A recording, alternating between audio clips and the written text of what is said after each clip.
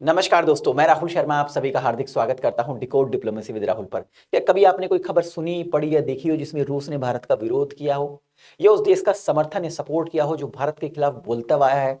नहीं ना। भारत और रूस का रिश्ता साल दो साल पुराना नहीं है, ये यारी दशकों पुरानी है दोस्तों। जब अंग्रेज भारत को दयनीय स्थिति यानी भुखमरी की कगार पर छोड़कर गए थे, तब भारत के अंदर इंडस्ट्रियलाइजेशन की शुरुआत इसी सोवियत संघ ने कराई थी। 1971 में जब अमेरिका ने पाकिस्तान का समर्थन किया था, तब भारत के समर्थन में उतर आया था सोवियत संघ। और जिस ब्रह्मोस मिसाइल की बदौलत आज हम अपने दुश्मनों को आंख दिखाते हैं, उस ब्रह्मोस मिसाइल के निर्माण में भी इसी रूस ने भारत की मदद की। लेकिन दोस्तों, इतिहास में पहली बार इन द हिस्ट्री रूस उस देश का समर्थन कर रहा है, उस देश को सपोर्ट करने की बात कर रहा है जिसने आतंकवादी गतिविधियों में भारत का नाम उछाला है। आखिरकार ये न्यूज़ है क्या, तो इसको डिटेल में समझने की कोशिश करेंगे और हम जानने की कोशिश करेंगे कि क्या रूस के राष्ट्रपति पुतिन साहब अमेरिका भारत ट्रेड डील के बाद जो तेल में कमी करी है भारत ने खरीदने में, उसकी वजह से नाराज हो गए। तो चलिए इस न्यूज़ को समझने की कोशिश करते हैं, जानते हैं। देखिए, आप सभी जानते हैं कि 6 फरवरी 2026 को पाकिस्तान की राजधानी इस्लामाबाद में एक शिया मुस्लिम मस्जिद पर आत्मघाती हमला हुआ, जिसमें लगभग 31 लोग मारे गए और 170 लोग घायल हुए। इस घटना के 24 घंटे के बाद इस्लामिक स्टेट नाम के आतंकवादी संगठन ने समूह ने इस बम धमाके की जिम्मेदारी ली। लेकिन तुरंत ही जैसी घटना घटित हुई, इसके कुछ देर बाद ही जो पाकिस्तान का रक्षा मंत्री है, जो डिफेंस मिनिस्टर ख्वाजा आसिफ, उसने कहा कि जो आतंकवादी घटना घटित हुई है इस्लामाबाद में, इसमें जो आतंकवादी आए थे उनको ट्रेनिंग अफगानिस्तान में दी गई थी और अफगानिस्तान में जो ट्रेनिंग इनको मिली थी, इसमें भारत की खुफिया एजेंसीज का पूरा सपोर्ट था, उनकी पूरी मदद थी। जैसे पाकिस्तान के रक्षा मंत्री ख्वाजा आसिफ ने इस स्टेटमेंट को दिया, तो भारत के विदेश मंत्रालय ने भी रिवर्ट करते हुए कहा कि पाकिस्तान को हमारा नाम लेने से पहले अपने आंतरिक मुद्दों पर ध्यान देना चाहिए। पाकिस्तान कुछ भी कह सकता है, हम इस पर किसी भी तरीके का ध्यान अपना फोकस नहीं करते हैं। लेकिन दोस्तों, जो अब खतरनाक न्यूज भारत के लिए निकल के आ रही है वो ये है कि इतिहास में पहली बार ऐसा हो रहा है कि रूस ने उस देश के समर्थन या सपोर्ट की वकालत की है जिसने ये कहा है कि हमारे यहां पर जो आतंकवादी घटना घटित हुई है उसमें भारत की भागीदारी है। पुतिन ने बाकायदा पाकिस्तान को आतंकवादी विरोधी सहयोग की पेशकश की है और यह भी कहा है कि आपको किसी भी प्रकार की अगर इंटेलिजेंस सपोर्ट चाहिए, इंटेलिजेंस शेयरिंग चाहिए, तो आप हमें तुरंत ही बताइए, हम आपकी मदद करेंगे। मतलब रूस पाकिस्तान को यह भरोसा दे रहा है कि हम तुम्हारे सुरक्षा पार्टनर बन सकते हैं। मतलब भारत और अमेरिका के बीच में जो ट्रेड डील हुई है, इससे रूस के राष्ट्रपति काफी नाराज नजर आ रहे हैं।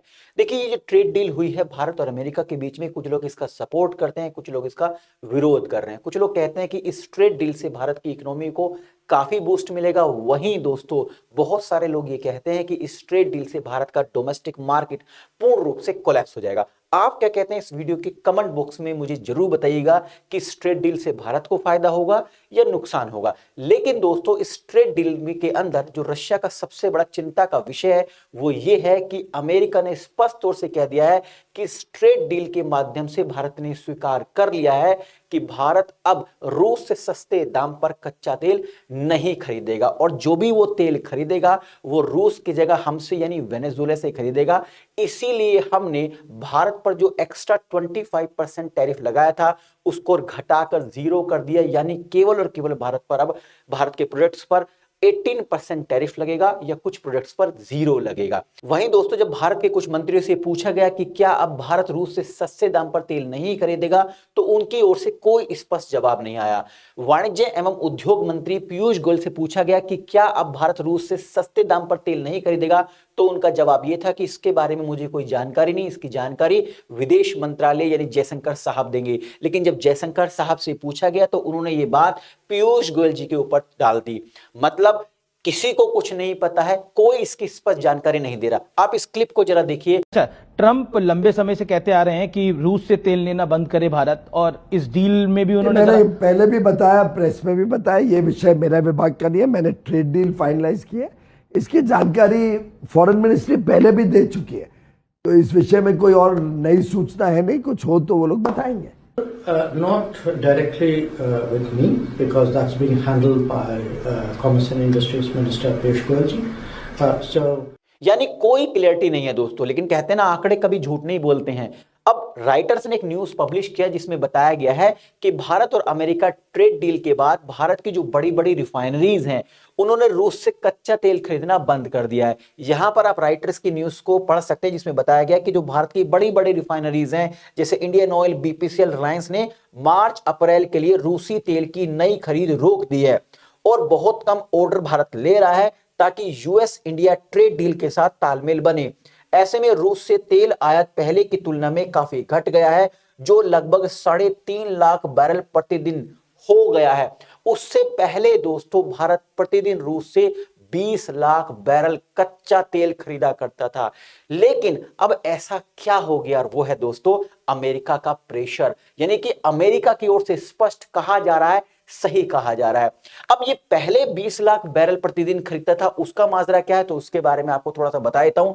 आप सभी जानते हैं आज से लगभग 3.5 साल पहले रशिया यूक्रेन वॉर की शुरुआत हो जाती है। जैसे इस युद्ध की शुरुआत होती है तो पूरी दुनिया खासकर अमेरिका रूस पर बहुत सारे प्रतिबंध यानी सेंक्शंस लगा देते हैं। अब अपनी गिरती हुई इकोनॉमी को बचाने के लिए रूस भारत के पास आता है और रूस भारत को ऑफर देता है कि अगर आप हमसे कच्चा तेल खरीदेंगे तो हम आपको प्रति बैरल $20 का डिस्काउंट देंगे। बस फिर क्या था, भारत का पीछे हटने वाला था।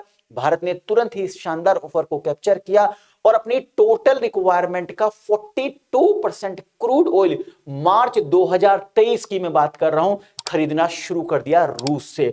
एक समय ऐसा था दोस्तों कि भारत प्रतिदिन रूस से 1.96 मिलियन बैरल यानी लगभग 20 लाख बैरल कच्चा तेल रूस से खरीद रहा था। लेकिन फिर एंट्री होती है ट्रंप की, ये वही ट्रंप जिसका नाम बढ़ चढ़कर एप्स्टीन फाइल में आ रहा है।